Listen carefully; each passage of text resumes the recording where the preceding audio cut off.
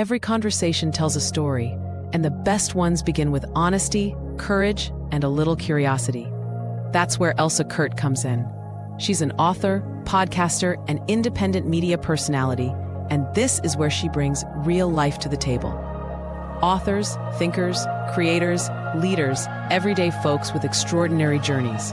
We sit down, we dig in, and we talk about what matters, what's messy, what's beautiful, and what just might inspire you to look at the world a little differently. So pour a cup of something good, settle back and join me. This is Elsa Kurt Interviews, where truth has a seat and everyone's welcome.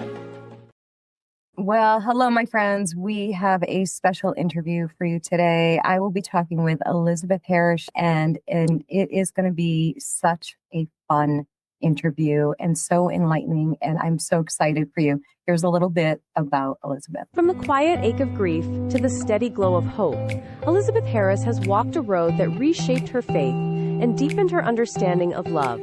In her book, Letters to Heaven, she opens her heart with remarkable honesty, inviting us into the conversations that carried her from sorrow to surrender. Today, she joins us to share the journey that transformed her life, her faith, and her calling. Well, hello there. Welcome to the show. Hello. So I'll give you a little intel, guys. We were just chatting before we came on air. And just so you know, I'm going to be referring to Elizabeth as Beth. She goes by Beth in casual conversation. And that's what we're going to have. We're going to have a great casual conversation. And I'm so excited to learn about your books and your story. So thank you for joining me today.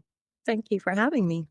Absolutely. So I kind of want to start in the middle a little bit. And before we even step into your story, I want to talk about the very center. So Letters to Heaven, is such a, I don't know why I said that like that. That's so funny. Wouldn't it be great if we got letters from heaven? Well, we kind of do, right? Yeah, we do. Yeah, we do.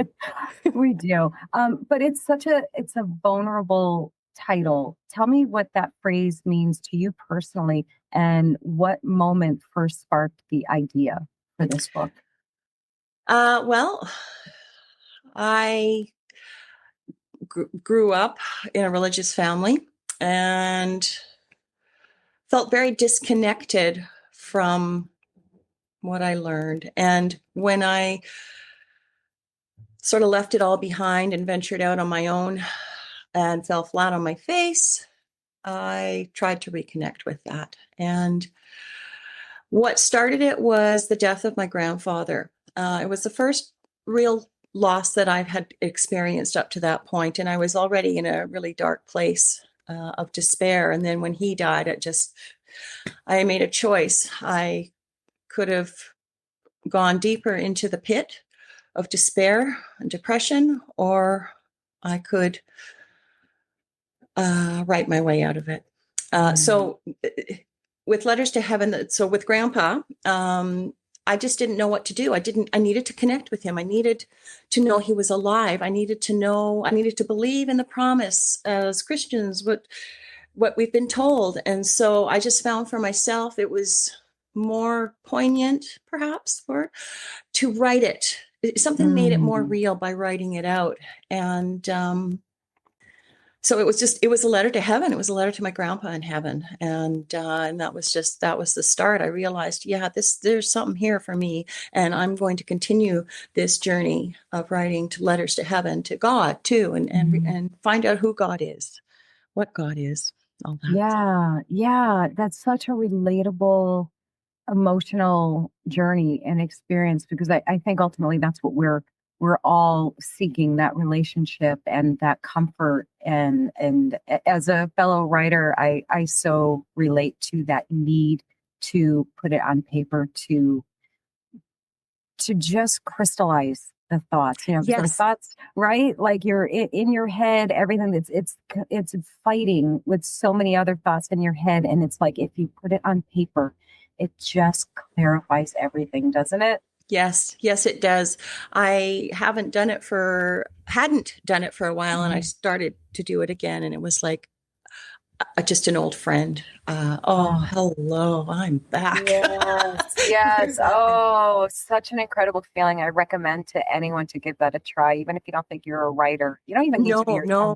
a writer, right? Like Yeah, I just wasn't trying to be a writer when I did it, yeah. right? It was just, Oh, that's so fascinating too, that it wasn't even a thought in your head, that this was just such a personal experience that you needed to have. And it's just incredible.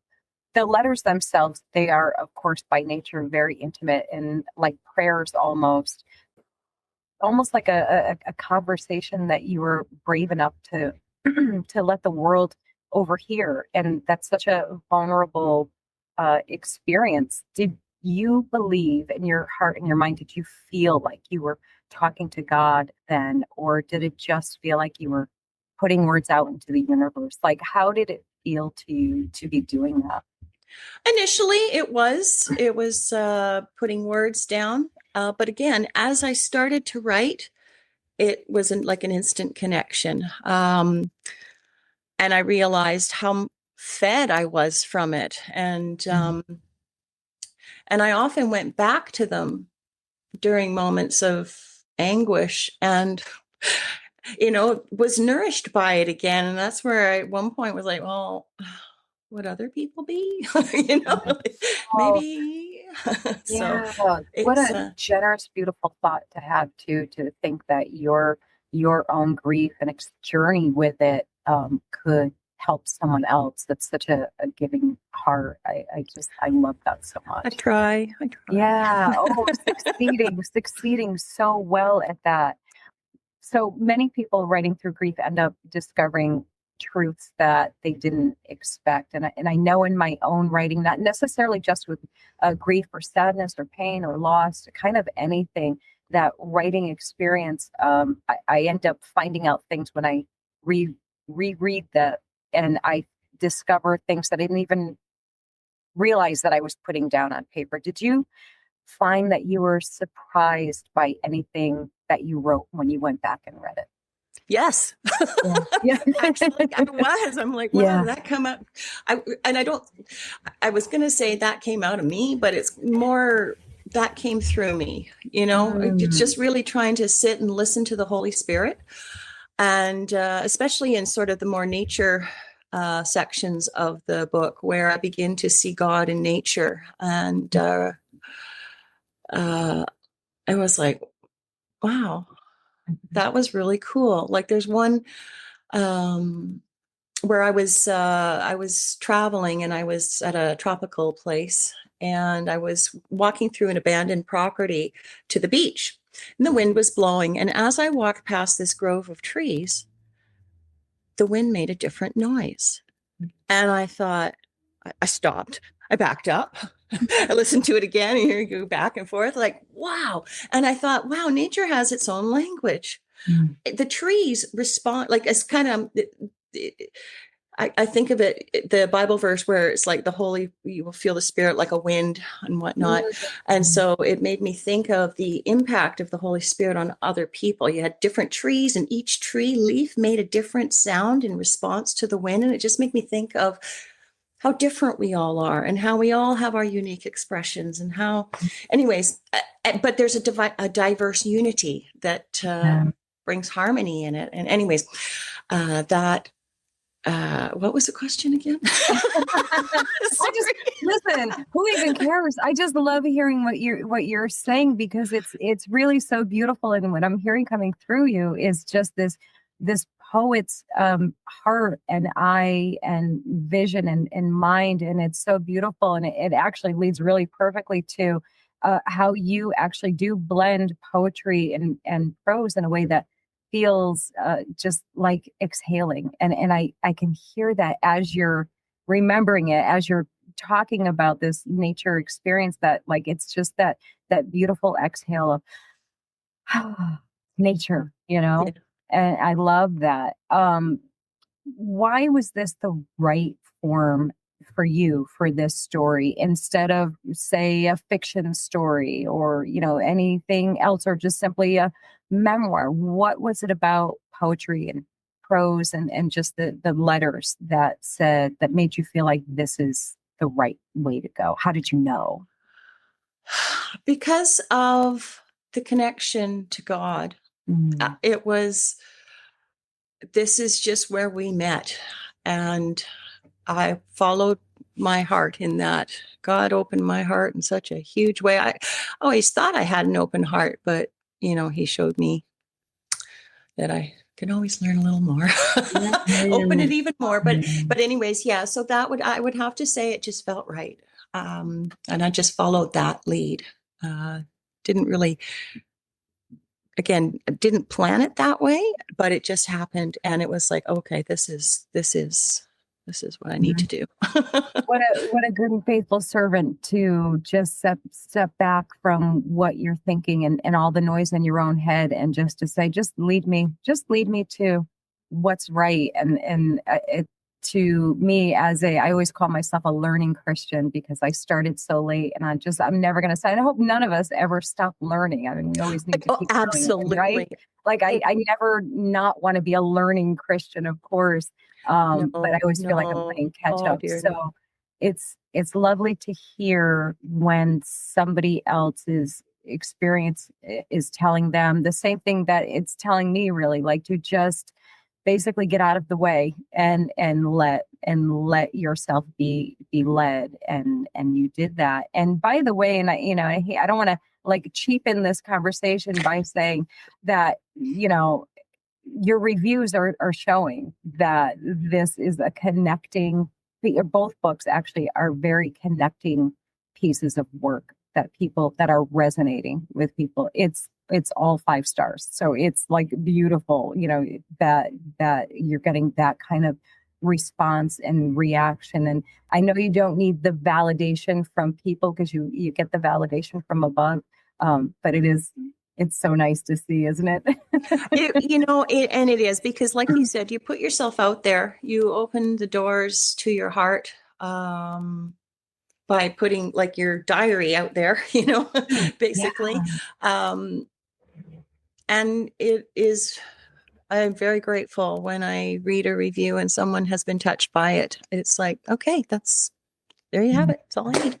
Yeah. It's so beautiful. Did you have any anxiety about publishing, about putting it out there so much? For years. Yeah. I mean, Letters to Heaven was compiled in the 90s. So there you have it. Wow. Yeah. At what point did you decide? I'm sorry, I interrupted you. Yeah, that's okay. Go ahead. What point did I decide? At what point did you decide that you wanted to put it out there? Because you said they were written in the 90s and they were published within the past year. So, like, at what point when was that decision made? That's fascinating to me. Well, I would say when I realized that it was feeding me, and I don't mean that to sound narcissistic or anything like that. And I started to contemplate the idea of like, well, should I share these? Then it was like, 20-year journey from there. Wow. I started small. Like what I did first of all was I made Apple books, iBooks, for my family, and put them in just like a Christmas gift, and here you go. And then after that, it was like, no, that's not enough. Dang, right? I got to go more with this. So I started a website, and I put them on that website, and it still wasn't completed. And it's like, okay, so, all right, let's do it. Wow. And God gifted me with some funds that I was able to pursue the actual physical publishing of them. So, wow. But it's also, I had to also go through what I went through with my son as well, I think, before I was ready. There's a lot of anxiety, a lot of fear about putting myself out there. But thankfully, my son undid all of that. So. Oh, yes, they are so good at that. Let's talk about that a little bit, if you don't mind, if you're okay with that. Let's talk about that part of your journey, because you have another book out, and I think you told me that they came out approximately at the same time. Is that right? Yes. Okay. Let's talk about that a little bit. Walk me through a little bit of that part of the journey for you. So when I waited years to have a kid, and I felt like there was one waiting for me, but just wasn't happening. And so the year I was turning 40, I decided to sort of give up on motherhood, and I'll just live vicariously through other people's children, right? I'll support them and help found, that'll be my path. And then within a month of letting that dream go, I got pregnant. And it was like, oh, okay. Okay. Yeah. So I started a journal again. I started journaling to my unborn child. And I just thought this would be a memento. They might have, I didn't know if it was a boy or girl, that this child might get a kick out of it one day, or maybe if we're, butting heads, maybe he'll understand his mother. Or just see that she's human too, that she gets scared and just, I didn't know what it would be. I just knew I had to start writing. And so I started as soon as I found out I was pregnant, and journaled fairly consistently up until about 2009. I can't remember. Oh, I've got the book right here. I can look.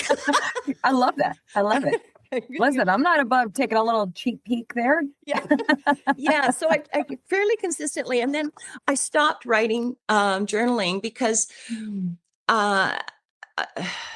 I realized that I'm just saying the same thing over and over again, and I really don't need to linger here. It's so I put down the pen for a long time, picked it up every so often. But yeah, it was, journaling through the birth, and everything seemed fine. Everything was, and then that dawning of, something's wrong. And then that whole journey into, despair, depression, but denial was really what it was. And there is one entry in the Dojo John book where I just finally broke. And it was funny because an error came up on my computer that said, error, hyperlink not valid. And I just stared at it, and something went snap. And I just thought, no, I need to just write out everything. I just, I gave God the mother load, and I knew he could deal with it. And I knew it wasn't a place I'd stay. I knew it was just a vent, and I needed to get it out of the way. And it doesn't mean I didn't go back there from time to time, but of course. Yeah. We are only human, right? I mean, wow. Yeah. I kind of have learned to see the Dojo John book starts off with a couple of forewords. One is a sort of a letter. It's a little story. It's a fictional story. So I did put some fiction into that of, once upon a time, a girl got what she asked for, because I had wanted a child and I didn't want him to be typical. It's like, okay, the universe heard and they sent me something that I was like, nah, that's not what I asked for. Yeah. But again, so I wrote something from my perspective as a mother, and then I wrote a second story, projecting into my son why he might have come as he is to this earth. And I've decided that he is my celestial social worker, and who's come to wake me up from my own autism, my spiritual autism. So he's autistic himself, among many other things, but he just yeah, he was your he knocked the socks off me. Yeah, I was gonna say he was your crash course in a whole different life, right? A whole different path and a whole different journey. It's funny you say crash. There's a song by Chris Daughtry called Crashed. Oh yeah. And the lyrics are like, and then I crashed into you and I went up in flames. It could have been the death of me, but then you breathed your breath in me. And, it's like, he did. He just, life with him completely undid everything, all my paradigms, and taught me to really come face to face with fear, and just face things that I hadn't wanted to face, and to sort of learn to live in the unknown, and find that deeper faith of being constantly bombarded with a world you didn't anticipate, didn't necessarily even want. Right. Yeah. but Yeah. I'm so grateful for it. I Right. can't not express enough gratitude to him. I love the sincerity and honesty of what you just said, because anyone who has, let's be real, anyone raising children, period. But Yes, then you right, yes. but then you add the next layer of that, the next level of that, when you're raising a child that has, whether it's a disability or just different challenges than what's the typical challenges we go through with raising kids. Um, you know, people, it's almost like, it feels like it's almost, I think that some people feel, parents, they feel like it's almost taboo to admit that they're struggling and that it's hard and that there are days where you just want to throw in the towel and all of those things. And I think it is so helpful for other parents experiencing this type of life, that it's okay to have those feelings, but you can pull yourself up and through it and have a magnificent life. And we weren't promised an easy life, right? Like that wasn't part of the promise for us whatsoever. So the account of that, fictionalized or not, is I think probably so reassuring, and just gives courage to parents who may be facing that. Well, and that was one thing. People always felt sorry for me. And, oh, I'm sorry this has happened. Oh, and I'm like, you know what? I said, and talking back to what you said, if you're a parent, you've got trouble. You know what I mean? You've got challenges, you just and do. trials. This is just what mine looked like, because, one of the blessings is, Johnny will never be in gangs. He'll never be into drugs, right? Right. He's a control freak's dream. I control every aspect of his life. Right. But no, I'm kidding. No, I do. But there are things about life with him that I won't have other challenges that other parents face that are equally, carpet ripping, carpet pulling out. Right. So I love the reference, by the way. Yeah. Oh, it was yeah. It's funny. I used to dream about a person named John prior to getting pregnant. And every John that I knew always showed up in my dreams, and it was always a different person named John. And I'm like, okay, so it's clearly not a person, it's this name John. And so so that's sort of also what lent itself to a deeper meaning and sort of something from the other side, right? Like there's something was going on ahead of time that was preparing me for. Yeah. And you were smart enough to listen to it. That's amazing. Did you know you were listening? Did you know you were listening? Or not really? I had no idea it would be a kid. I thought it was going to be some teacher, which happens to be my kid. But, that's a teacher right there for you, right? Right. Lessons. For every parent and every foster parent and every adoptive parent, everyone who is raising a child, it's lots to learn, lots to learn. It's that crash course that we were talking about, right? It's it's something new every day, every week. You learn something new, and then you either have to unlearn something or relearn something, right? It's such a crazy roller coaster of everything parenting. And there's like only, whether you're raising a child or have raised a child who has special needs, or what do they call it? Typical or atypical, right? Whichever one you're raising, there's like this core between all of us, which is we never, ever stop worrying or thinking about our children and wanting to protect them and nurture them and just give them the best life possible. So that's the tie that binds every single parent, no matter what the experience is. And I love your grace in saying that, your challenges were just simply different. And it's not that mentality, which it's very easy to get into the mentality of, well, you don't know what I'm going through. My challenges are harder than yours and my experience is harder than yours. And to actually be able to step back and go, everybody's got them. They're just different. They're just different from each other. And I think that's powerful. Yeah, that's, I think, like, how can you, I hate to admit this, but I used to be one of those people that would offer unsolicited advice. And Johnny showed me what I sounded like when people started to offer me their unsolicited advice about, and I'm like, oh, is that what I sounded like? I'm sorry, everybody. I ever did that too. We all do it because we all, everything is, everybody has such clarity when they're looking across the fence, right? We can see everything that's going on and fix everybody's problems. Like, we just know how to fix everybody's problems. Why don't they just listen to us? Oh, one of the things too about Johnny is he taught me also to look at others that hurt me as special needs as well. Maybe they're emotional special needs right there. And I began to, as I learned adaptations with him, I began to try and apply it to to everybody else. And if someone didn't think like me, guess what? That's the way God made them. Yes. There's and a reason they've got pain, they've got hurt, and you don't have to be in an abusive situation, of course. Right.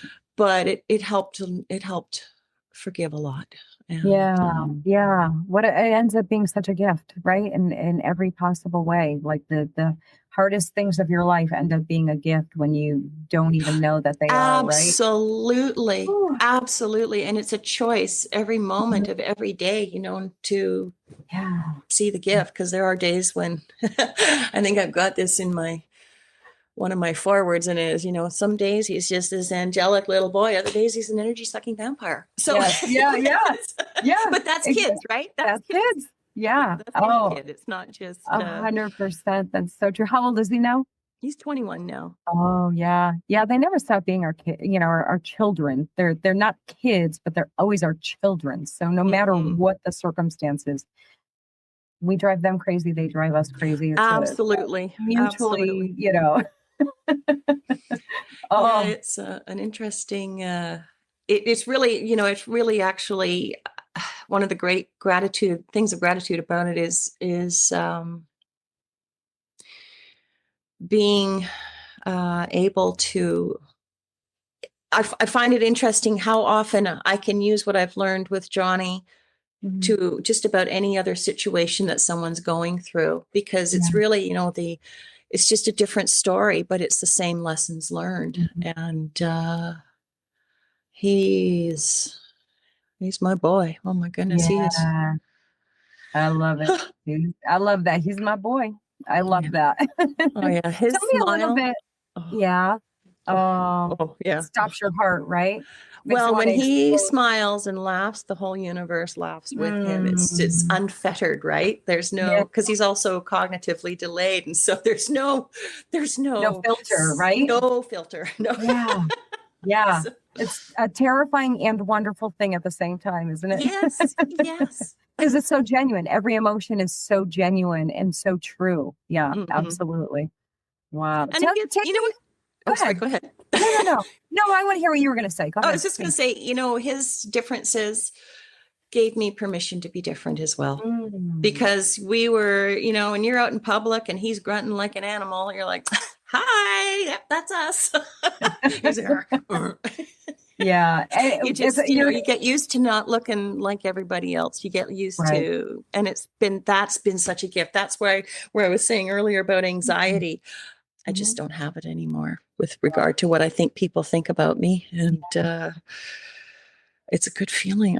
Yeah, it is. Yes, it is tremendously so. And I know how hard that is, especially, it's your first child. So you don't have that experience of, kids do what kids do. They throw tantrums in the middle of the store. They're acting wild. They're breaking things. They're doing all of the things. And you are that red-faced parent just trying to save face and have some grace and be calm. And, you're gritting your teeth so hard that your jaws hurt. And it's like, and everybody's looking and all of those things. And I remember I was a really young mom. I was just turned 21 when I had my first daughter. And And I was that young mom. I was, a people pleaser, all of the things. So everything was embarrassing to me. And I wish I could go back in time and be the person I am now. I know, right? Then, Totally. Oh, right? so many Because I things I probably, yeah. Oh my goodness. So, that 2020 hindsight, right?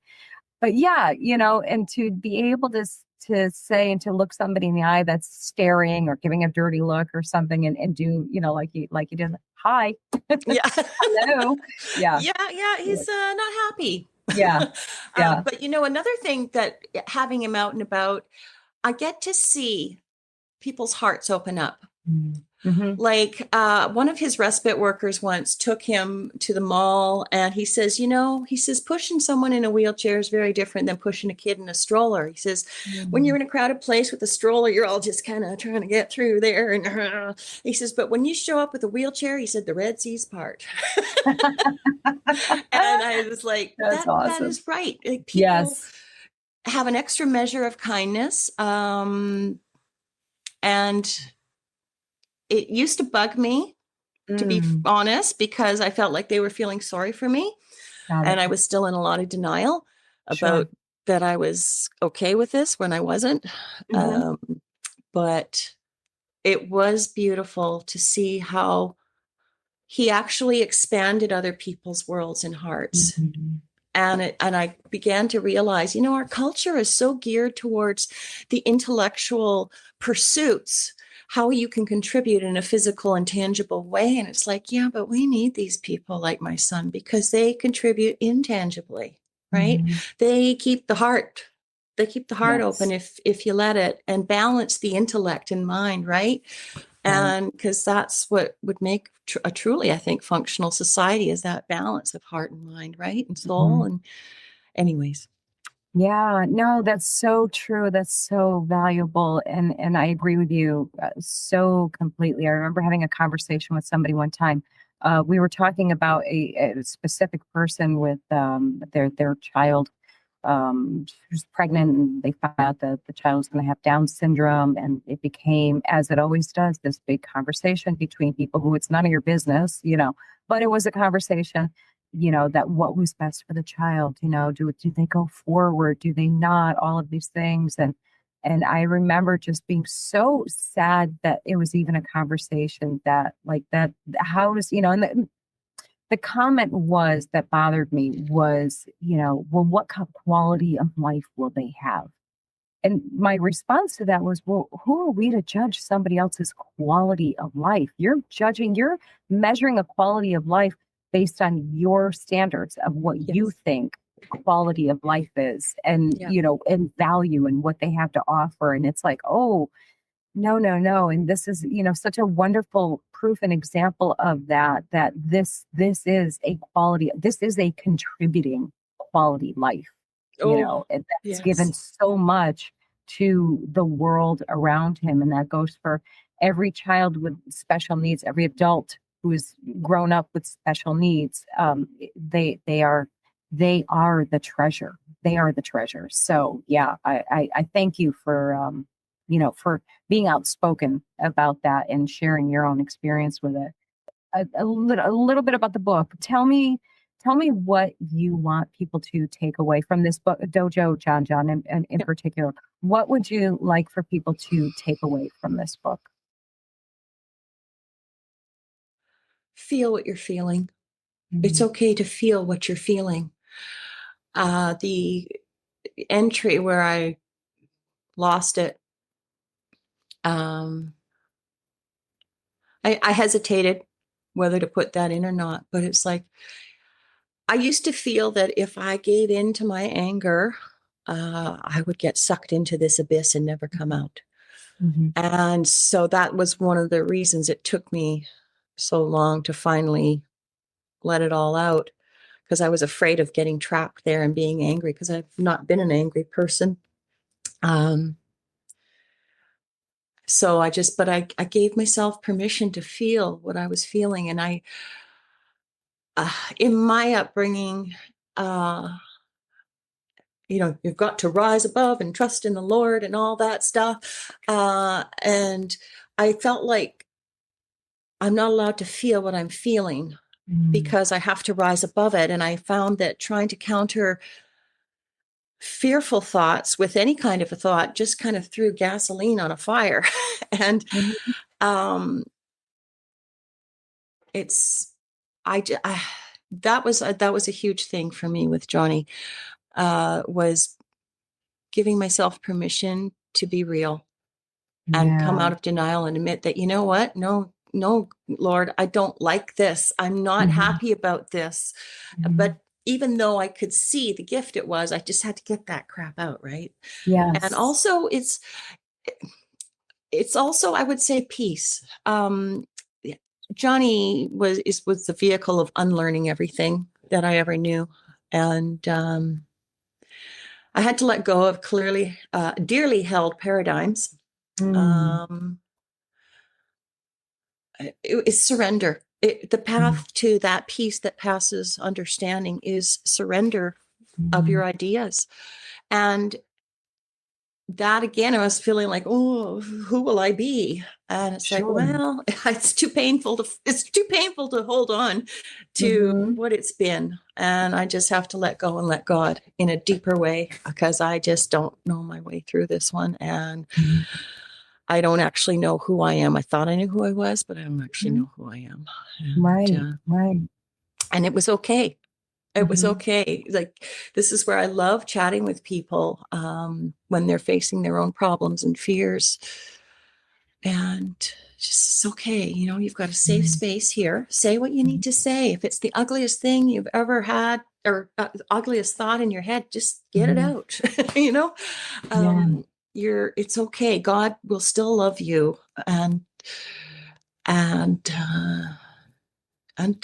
I love you too, you know, so it's all good. You got to get it out. You got to, so peace and authenticity, I suppose, to be authentic. That's beautiful. Thank you. Thank you for creating something and putting that out in the world for people who need it, because it will and does clearly resonate with so many people and gives them that reassurance and that comfort that they're seeking. So this is, to me, this is like your own ministry that you're doing, and you're really ministering to so many people by showing the whole picture. And not the ugly bits too, right? And I think, you know, that is where growth comes from, right? You know, we talk about that with kids in general, that, you know, kids who have been given a cushy, soft life without any strife and struggle usually have the most problems than anyone else, you know, because they don't know how to cope. They don't know how to cope with anything. So it's like you get them, kind of like you said, and I'd like to talk a little bit, if you don't mind, about your upbringing, your growing up, and because it's so fascinating how you went from there, kind of stepped away, and then kind of came back full circle to your faith and really connecting on such a deeper level. Despite, now correct me if I have this wrong, you grew up as the daughter of a Baptist minister, right? So that upbringing lends to everything that you just said, and somebody who's an outsider to that type of upbringing. I don't know what that looks like. So you gave me a little bit of insight, which really makes perfect sense. It sounds like your faith then, and you please correct me if I'm wrong, it sounds like your faith then was kind of like, not commanded, I hate to use that word, but for lack of a better one at the moment, like almost commanded, like almost expected and automatic to what. It was just going through the motions, right? Just going through the motions. When my dad uprooted us and moved us across the country and left the church that he'd been at for 20 years. And he wanted all his kids, he wanted to baptize all his kids before he left. And so, all right, you know. Right, sure. Yeah, you just do it, right? And I knew the words, you know, as I'd grown up with it, I knew what to say. But it was never internalized. It was always something outside of myself and not really understood. I never really, I just went along. I was an agreeable, well, some people might disagree with that. Listen, I'm not going to let your family members comment in that comment section. I'm going to know exactly who they are. I was, one of the things to, my parents were always busy and they were never home. And so I had a lot of freedom. And so I took full advantage of that. But then when we moved, that was pretty devastating because we moved across the country and had to start all over again. And I adapted and made it my new home. But then 3 years later, my dad took us back across the country, and I was mad. Yeah, That was where it's like. How old were you? How old were you at that I point? was 13 when we moved the first time, and 16 when we moved the second time. Yes. Yeah. Nothing So like- I was mad, and that was the beginning of a lot of questionable behaviors. Prime ages right there. Yeah. Right But then, there, and yeah. that was, and so when I moved back to Toronto, I remember thinking, well, who am I without the influence of my family? What does God look like when I'm not hearing the jargon, the religious jargon? And and then of course Grandpa died, and that was like, okay, well, we're going to find out. I mean, I didn't say that to myself, but that's kind of what happened. That's where it all started. And it was, I don't, as far as growing up a preacher's kid, couldn't wear jeans, couldn't go to movies, couldn't. None of those were all no. I didn't understand. I broke every single one of them. So I wore jeans. Rebel. I know. It was, it's in conversations with my sister, we have very different recollections of the same experience. Okay. And I find that interesting. Yeah. So big age difference between you? Just 3 years. Okay. Yeah. But because my parents were away at the time, my sister was older, and she ended up having to be the caregiver. So there was a different responsibility expected of her than there was for me. And I took full advantage of that too. I think you and I might be almost the same person in some way. I have an older brother. That's the difference. Approximate same age difference. And yes, I was trouble. I was trouble.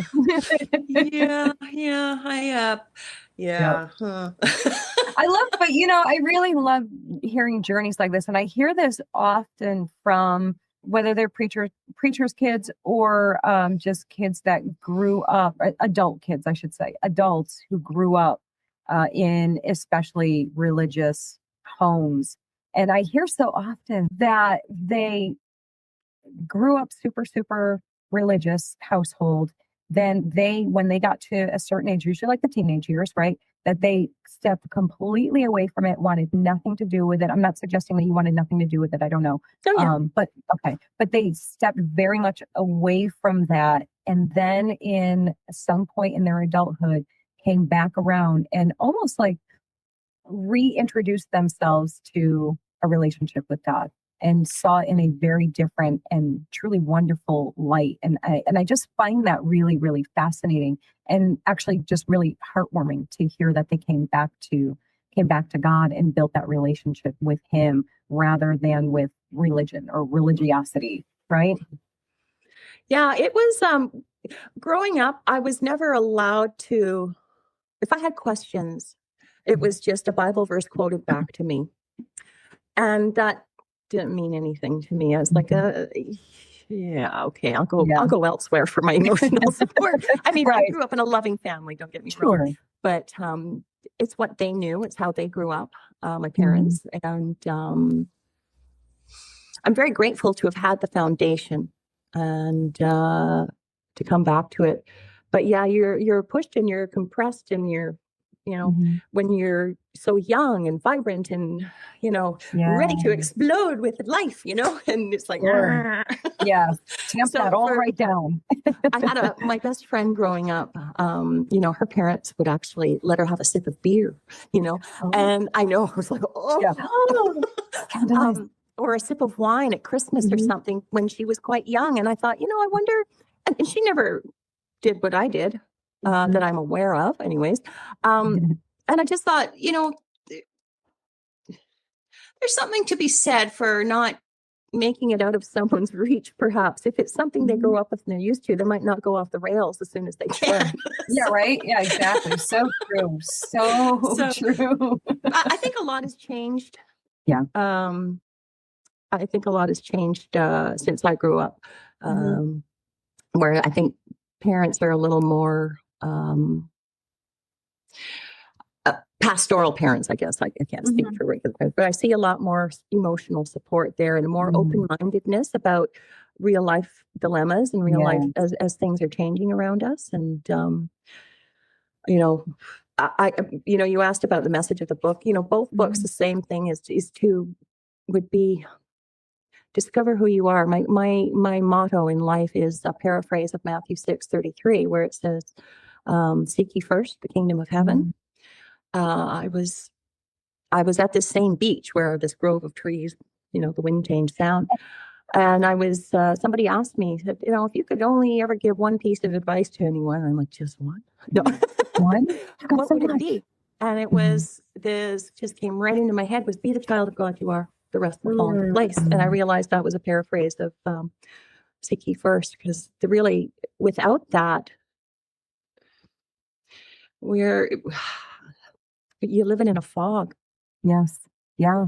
Like there's so much in life that tries to steer us away from that knowledge and rediscover the spark of God that you are, your creation that He made you to be. So, and then start making big decisions. You know what I mean?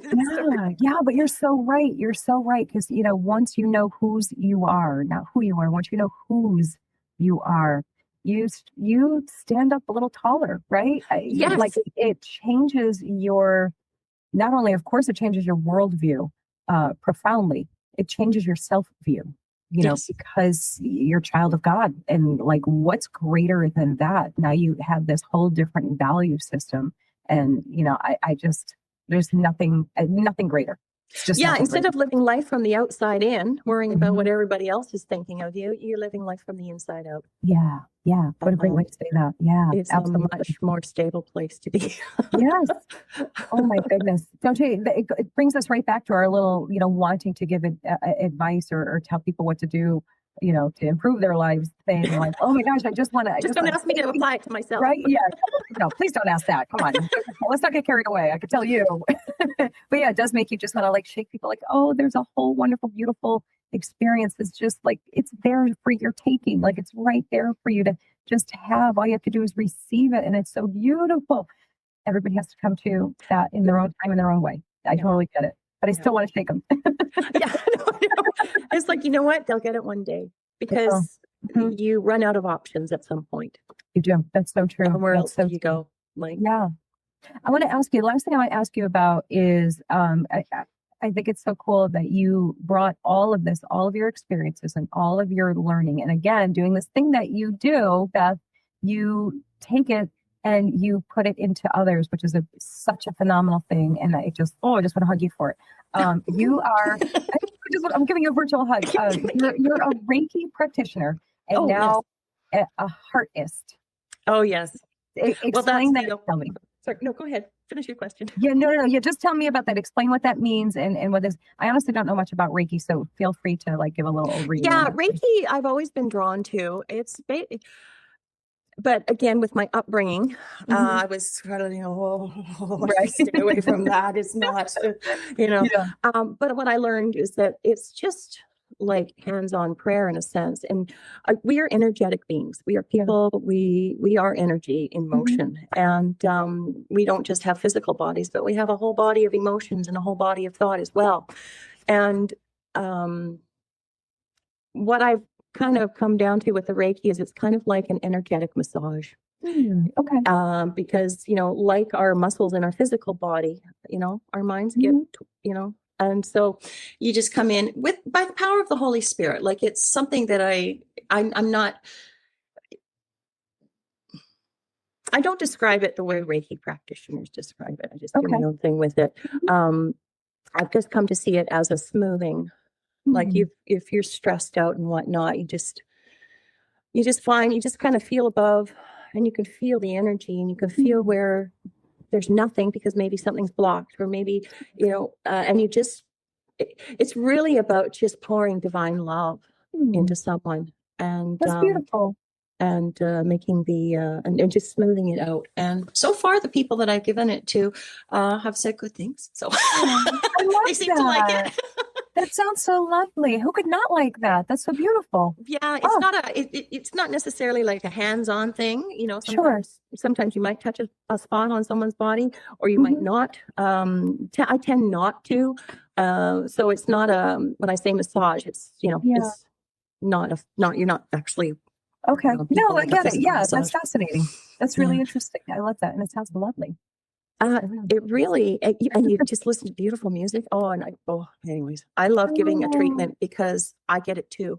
I was going to say that puts you right in that space. It's like, it's almost like being in your prayer closet or something, right? It's like, yes, and dragging someone in with you. Yeah, nice. Come on, you're coming with. Yeah, come on, yeah. And the hardest part is, hardest, not hardest, is I've never known what I like, since you're a little kid. What are you going to do when you grow up? What are you going to be? What do you want to do? What college do you want to go to? What do you want to learn? It's like, I don't know. I don't know. There's nothing that's pulling me or drawing me. The closest thing would have been a nurse, maybe, but I just never pursued post-secondary. And what I discovered is that, you know what? I could just love. Love is my calling, and God has made that doable. But then it's not even necessarily like you can work anywhere and just bring love to every moment. Right. Really, is what it boils down to. Is what love does this moment call for? And sometimes I fall flat on my face and I don't respond, but I do remind myself and come back to it. And so it's just living from the heart. One of the most fascinating things I ever heard was that. And I never realized this, is that when we are conceived, the first organ that is developed is the heart. It's not the brain. And so that is our connection from God, is through the heart. And so if I can cultivate that within myself and help people cultivate it within themselves, then hey, I'm doing my thing. It's just phenomenal. That's just phenomenal. I'm so glad I got to sit and talk with you today. This was so special. You, Elsa. So am I. Thank you. Tell everyone where they can find your books. They are on Amazon. The Letters to Heaven, you have to type in my last name as well, Harris, Harris, when you're doing a search on Amazon, because there are several books apparently that are called Letters to Heaven. So, okay. This is what the Letters to Heaven book looks like.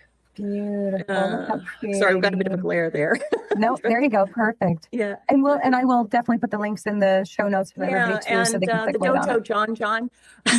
For some reason, if you don't put in my last name on that as well, you might get men's underwear. I guess listen, somebody might need them. I don't know. I mean, somebody might be in need of them, so they'll win on all sides, right? They'll get some men's underwear, and then they'll go get the book. It'll be all good. They'll be covered. They'll have everything they need. Yeah, I remember I saw them. I'm like, what? Well, yeah, okay. If you type Harrison in, Harris in as well, then yeah.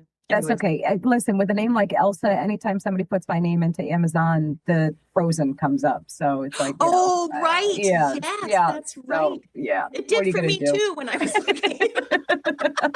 You were like, who is this crazy lady? Wait, she's Elsa from Frozen? What? No. You're beautiful like she is. Oh, see, now I just love you even more.